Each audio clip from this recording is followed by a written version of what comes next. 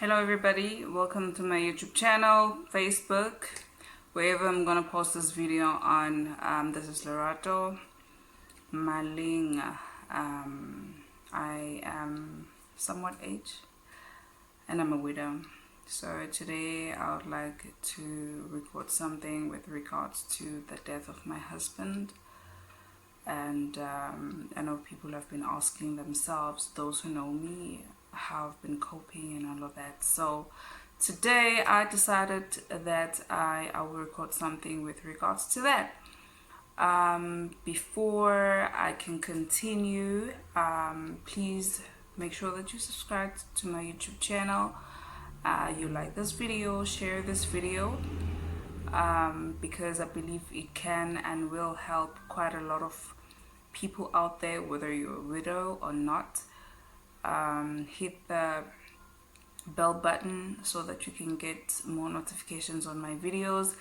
Please don't mind how I am. I've just come from work, so yeah, this is just me, but we should be comfortable with the way that we look, right? This is just me trying to console myself. But anywho, I met my husband when I was only 13 years old, and we've had our ups and downs, but we've had a very beautiful life together.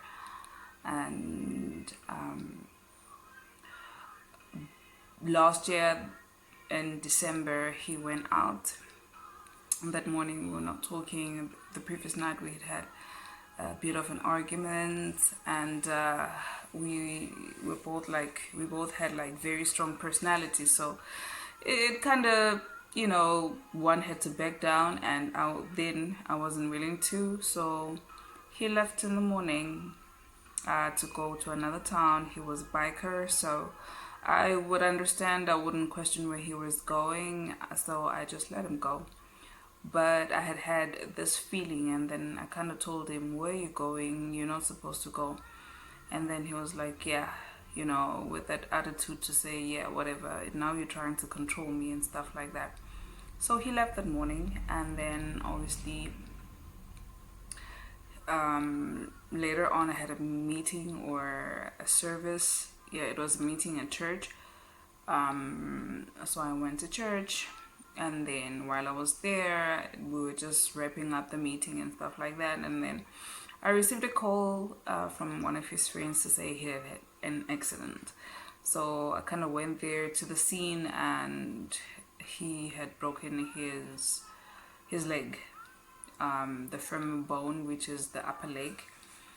And then while I was there, I was really still mad at him, and mad because of the fact that he was riding a bike intoxicated.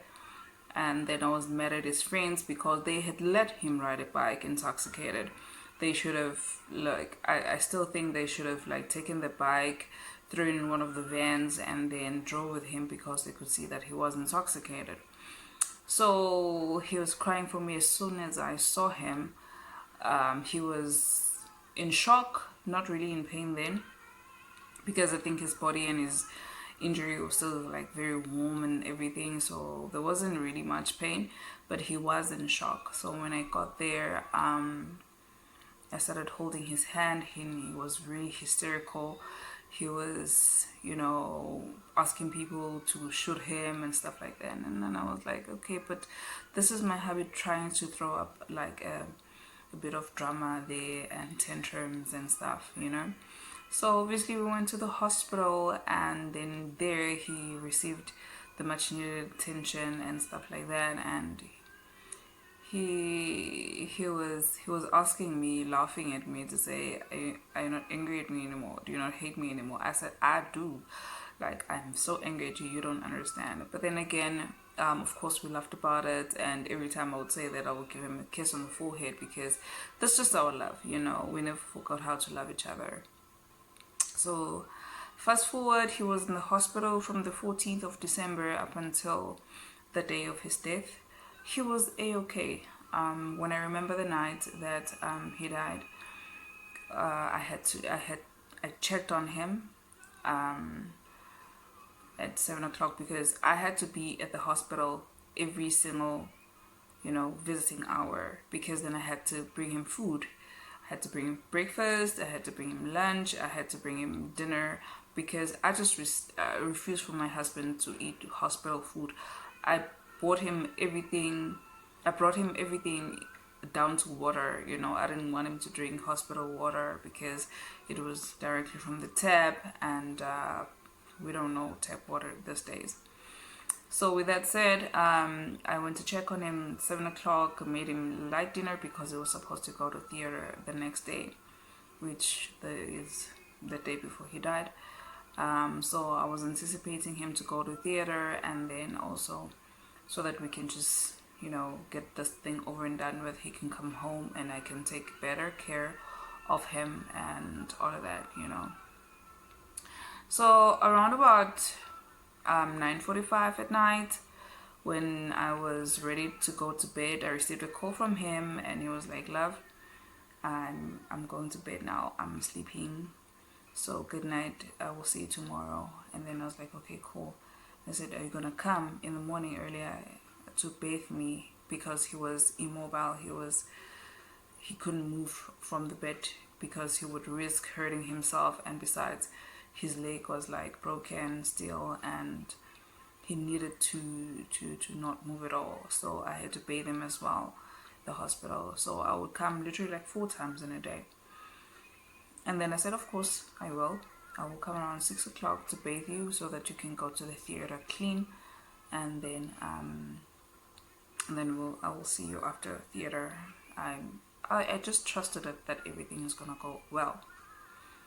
And then I slept and I put my phones on silent because, the notifications and stuff, I knew that he didn't call me during the night, so I felt comfortable,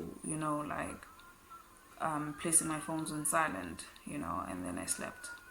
In the morning, I got a missed call around about midnight.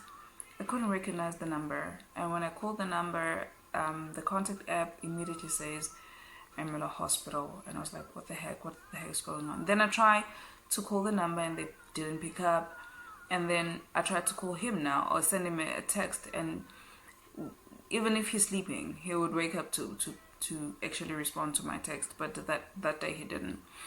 And then I got really, really worried. I didn't get any feeling of any matter to say that maybe he's gone or whatnot, you know what I mean? I just thought to myself, what, maybe he needed me in the night and then he couldn't get a hold of me, so maybe he asked the hospital staff to contact me. So I tried to call the hospital, and they were a bit cold and very hasty to answer me on the call. And then I was like, I received a call, and then they said, no, but somebody's gonna call you again. Hung up, I was like, what the heck is going on? So I prepared my bucket because I would also bring like bathing water to the hospital, because there was this time when I went there to bathe him and I was expecting to be given warm water, hot water to bathe him, and there was none. So from then on, I bought myself a bucket and I would bring my own hot water and stuff like that to bathe him. So I prepared the water and I prepared everything that he needed for the day. And then when I got there, I was immediately stopped en route to the ward. And then when they stopped me, they were like, please enter this office, get into this office, and then just sit down. And I said, sit down for what? What am I sitting down for? Where's my husband? I kept asking everybody, and everybody was literally walking past me. I said, where is my husband? I'm here to bathe him. He's supposed to go to theater. Where is he? And then they kept me in this office, and I kept pacing around. They'd be asking me, sit down, please, sit down, please. And I was like, no, I'm not going to sit down. I am never going to sit down, because you are creeping me out. Where's my husband? What's going on? And then this matron came through, and this other nurse started out to reach out to me and wanting to touch me, and I immediately removed her hands from me or blocked her from touching me. And then she said, please sit down. And I said, no. And then they said, no, but I can't tell you what I need to tell you unless you sit down. And I was like, what the heck? What is going on? I got so upset, that time. And I was really frustrated. And then I said, yeah, there, I'm sitting. What's going on? Where's my husband? And then they just told me, unfortunately, your husband has passed away. Passed away? I got up and I screamed. I didn't cry, I screamed. And then they tried to touch me, and I believe I kind of, I don't know what I did with my hands, but it was like beating somebody, not really like hardcore, but I just didn't want them to touch me. So that moment I was in total shock. And then I started asking myself that no, but he wouldn't leave me. That one loved me. He wouldn't just let go like that. And I asked them, what have you done? What have you done to my husband? And they said, no, we'll get the doctor to explain to you what was going on and stuff like that and all of that. So it was like a huge tear in my heart. And I don't know how I really felt. I can't explain it, but it was as if it was a physical, huge tear in my heart that just was ripping me apart continuously and not giving me space to breathe. And I started thinking that my husband gone. No, I was in total denial. And then we went to the matron's office, and then I had to call because I was alone. I had now to call families, So I called his mother. Obviously, it was the first person that I called. And then I called my apostle, my pastor, and then I called my friends. Those people. When you are in distress, you kind of know already the people that you can count on. So I called those people, and as loving as they are, they all came through. I called my mom, and she was hysterical. And then I called my dad.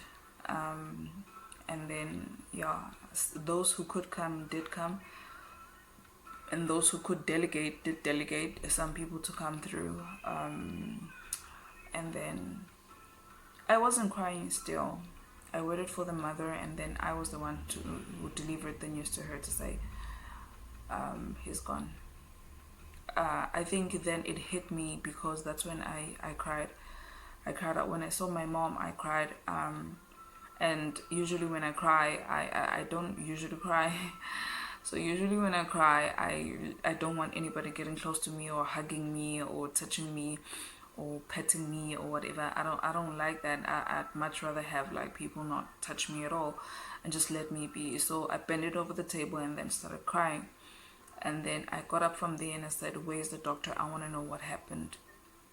The doctor came through, explained everything. I'm really trying to, like summarize everything here, but it's just the 1 hour that it just seemed like a very long time. Just like now, after 6 months, it does still seem like a very, very long time. So after that, the doctor explained what had happened and that it was what took his life and stuff. It was a complication with the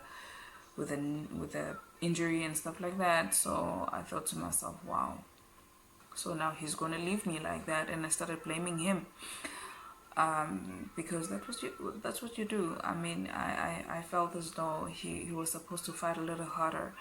And then I started thinking about God, and I asked myself, where is he?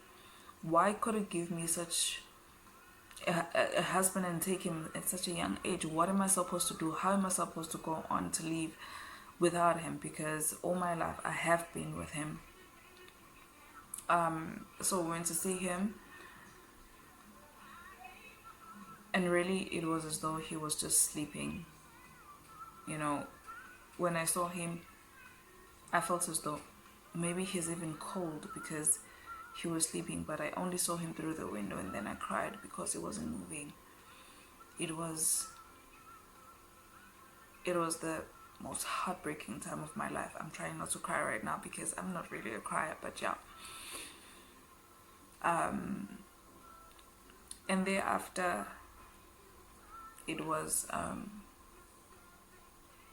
I had to be strong for my daughter because I had to deliver the news to her. Somebody got her to her first. When I got there, she was like hysterical about everything, and then I had to hold her.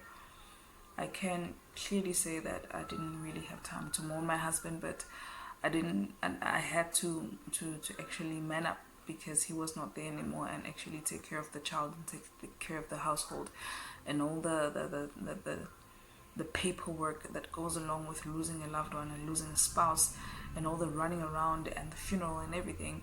I just had to literally, like, and all the financial bills and stuff like that, I had to step up and actually be strong, you know what I mean? So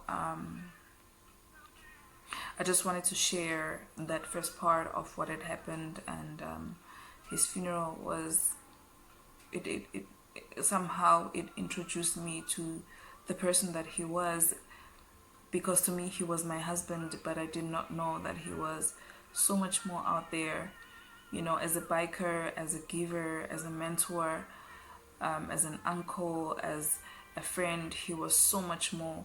He really invested in so many relationships out there. He was a family man because he really, really loved us, and he provided for us. We never lacked anything. He wasn't rich, not at all, but he made sure that we are okay. And I really, it was just such a sad moment in my life and sad days in my life, and it has been ever since. I tried to cover everything with a smile on my face, because that's the only thing that I have, and I believe he would want me to literally, like, be happy. I believe he would want me to be, strong for him. And the one thing that I am privileged, and people that don't understand, that gives me strength every time, is the fact that I have had the blessing of being loved, and actually living through my marriage until death do us apart, as our vows. And I know that he died a very happy man. He wasn't sad, even though he was in hospital. He was happy with us, although he wasn't happy with the treatment in the hospital, of course, and he hated hospitals, but he was, to the soul, a very happy man. And I will always love him, and nobody would ever take his place away from me, and I will always miss him. And yeah, it's just, I've lived that life, and I hope somebody out there could just find hope. Those who have lost their loved ones could find hope in knowing that they have had the blessing of sharing a life. Some other people don't even have the opportunity to be loved as much as I was loved. So if you have lost someone, and it pains you, and it's sad. I don't really understand when people say time heals. It's gonna be over soon. It's not gonna be over. You forever miss the person that you shared your life with. I shared 20 years of my life with this man, and it's never gonna be easy to live without him. Whether I find another man, I get married again, but I would never ever forget this love. Actually, I did call him Love. I never call him by his name. So yeah, I guess that's where I'm gonna stop today, and watch out for my next video, because I'm gonna be sharing a whole lot more, delving deeper into how I feel, delving deeper into my life, and sharing some stories that are going to maybe uplift someone, even if it's just one person that is helped by my story, or one person who can identify themselves and actually find hope in the story that I have to share. That will be a blessing to me, and that will be something that I really, really, really admire, and something that I would really be happy about. But so far, I will be telling another story. I'm not sure of the topic, because it comes into my heart and just respond to the feeling, and I respond to the message that is in my heart. But right now, I felt I needed to tell about my husband, and the process of his death and how I cope and stuff. Maybe next time I will delve deeper and I will be sharing also pictures of him, and maybe this one video that we made together that is really, really lovely, that shows just how much we loved each other. For now, peace.